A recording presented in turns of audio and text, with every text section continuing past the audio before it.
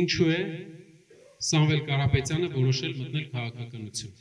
Հայաստանում վերջի 30-35 տարվա ընթացքում մենք ունեցել ենք տարբեր ղեկավարներ։ Կարող ենք իրենց լավ ասել, կարող ենք վատ ասել, ունեցել ենք տարբեր ղեկավարներ։ Բոլոր ղեկավարները իշխանության գալուց հետո բոլորի հետ Կարապետյանը հանդիպել է եւ ասել է մի բան, որ իր հայրենիքին շարունակելու է աջակցել։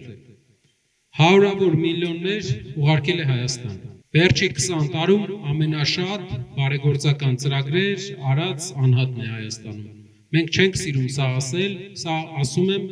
մյուս բանին բերելու համար։ Ինչա դա բերել մեր ժողովրդին։ Այդքան հարյուրավոր միլիոններ Հայաստան ուղարկվելուց,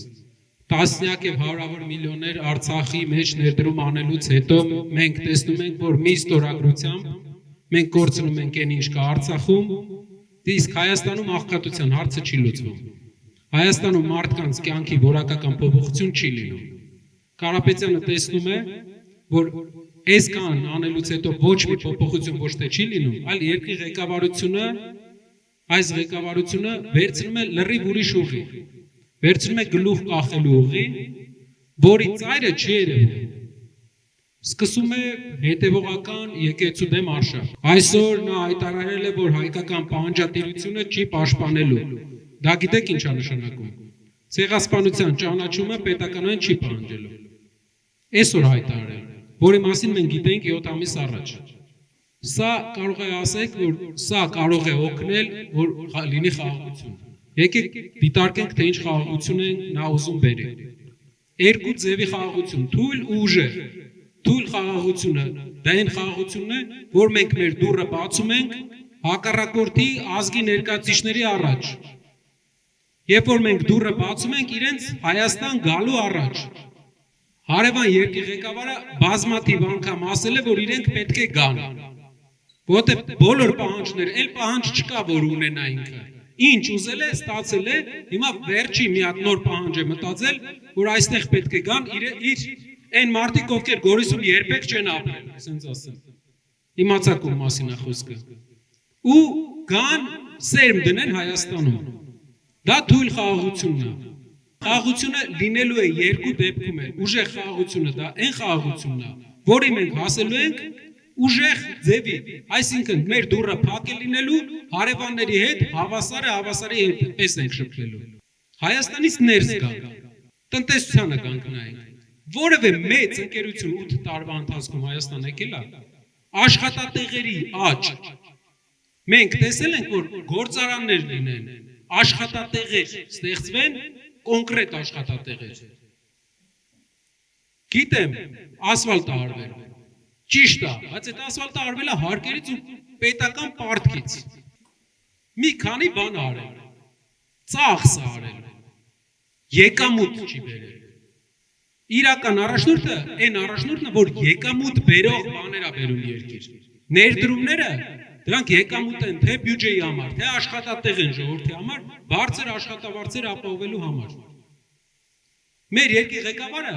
մեր երկրի 8 տարվա մեջ ավելի շատ պարտք է վերցրել, քան մեր երկիրը 28 տարվա մեջ միջև իր։ Դե պարզ այդ 8 տարվա մեջ վերցրած պարտքը ժողովրդի առաջ ցույց է տալի։ Ձեր հարևաններից ովքեր իրան աջակցում են, կարող ասեք ճիշտ է, բայց այնքան պարտք է վերցրել, այս տարի այնքան պարտք է վերցրել, որ ինչևէ 4 տարին իրար հետ։ Այսինքն օրինակ 2000-ից 2004 թվականները իրար հետ։ 3 տարվա պարտք մի տարում վերցնում է։ Ամեն ամիս $100 միլիոն պարտք է վերցնում մարդը։ Ամեն օր $3 միլիոն Հայաստանի վրա պարտք է, վարկով ենք ապրում։ Ներդրող չկա։ Ինչ է տալու տնտեսական ղեկավար Հայաստանի։ Մեր 4 ղեկավարներից ոչ մեկ տնտեսությունի մասնակից չի եղել։ Ունեցել ենք առաջին նախագահը եղել է լեզվաբան, քաղաքական գործիչ, երկրորդ նախագահը ինժեներական բազայով ռազմական գործիչ, երրորդ նախագահը գիտենք, չորրորդ վարչապետն էլ խմբագիրն է, գրում է, բայց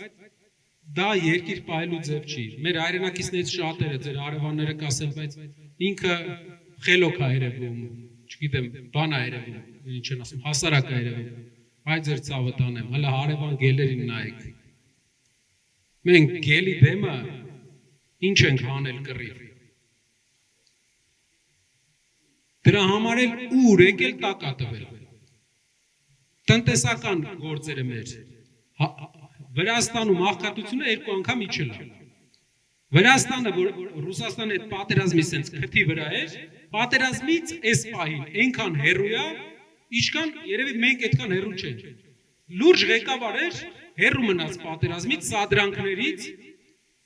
աղքատությունը 8 տարում 2 անգամ կրճատեց։ 8 տարում 2 անգամ։ Ամեն տարի մոտավորապես 14 անգամ ավելի շատ ներդրում է բերում։ Ու հայերը իրենց բնույթով ավելի ձեռներեց ազգեն։ Հայաստանից դուրս, եթե դուք տեսնեք մեր տարածաշրջանի ազգերից յուրաքանչյուրին կտեսնեք, որ ամենալավը հայն է ապրում։ Դե ինչի՞ց է։ Ուղեղից աշխատասիրությունից։ Իսկ ինչու Հայաստանը տարածաշրջանի ամենաաղքատ ապրող երկիրն է։